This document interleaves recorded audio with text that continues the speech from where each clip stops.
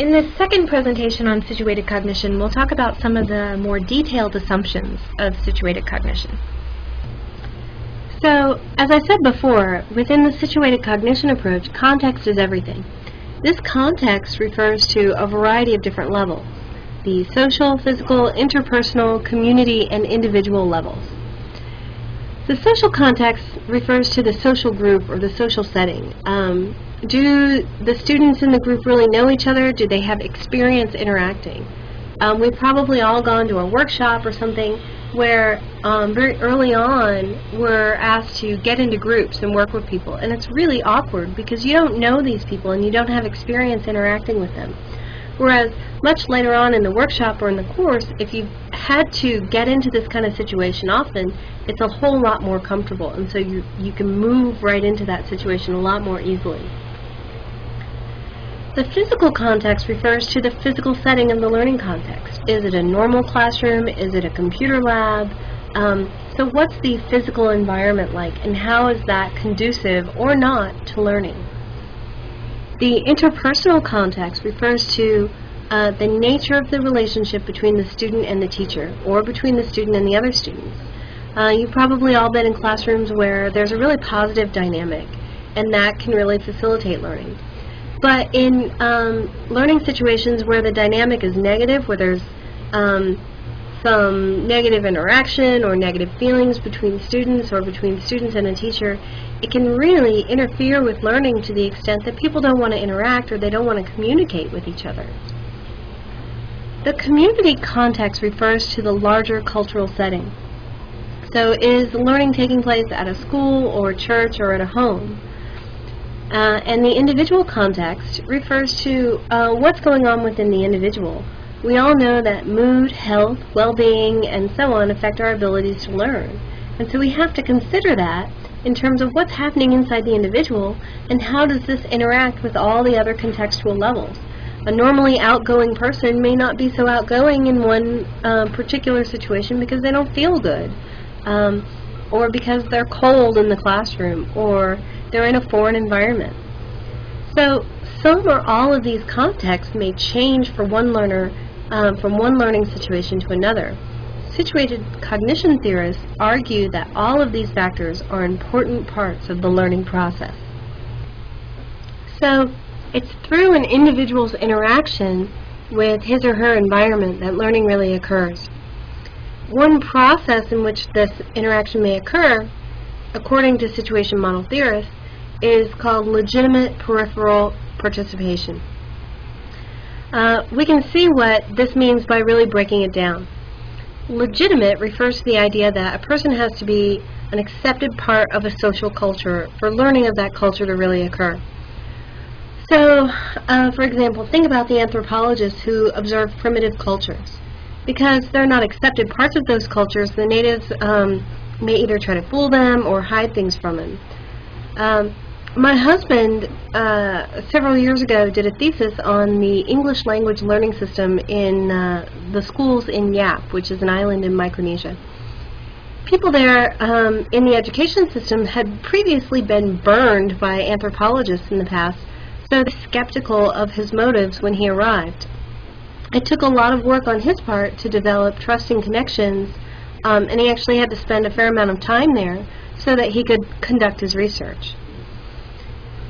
Peripheral refers to the idea of how involved is the person in the culture. You may be an accepted member of a culture, but you may not be fully involved in the day-to-day life of a culture.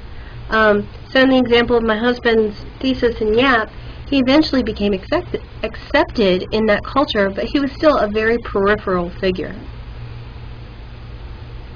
Participation refers to the idea of your identity with a culture. Do you yourself feel like you're a part of the group, or do you feel like you're an imposter? Your feelings about your involvement and participation in a particular culture can affect your learning, despite others' feelings about your acceptance within that group. So, in the example of my husband's thesis, if he'd been intimidated by others in the culture despite his acceptance, he may not have made himself available for important learning experiences. However, he felt very accepted within that group, and so he made himself available and actually learned quite a bit about the English language learning systems in YAP. So legitimate peripheral participation doesn't just happen overnight. You can't just move in and say, okay, hey, I'm a part of this culture now, and so now I'm going to learn from your perspective. It's a process in which an individual goes from being a novice in a given culture to being a full participant.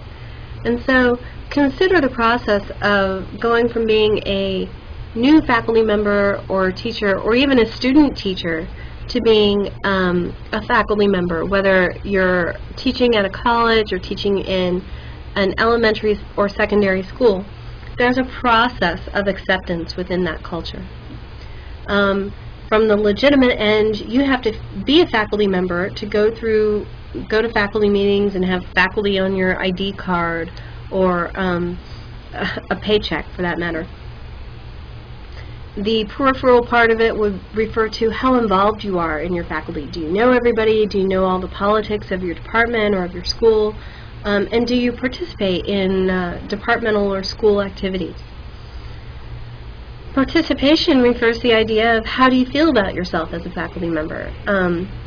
So I know a lot of new faculty members in higher ed often feel that within the first few months or the first year of their position, they feel like imposters because you feel like you've been a student all the way up to this point and all of a sudden you're a faculty member and you feel like somebody's going to find me out.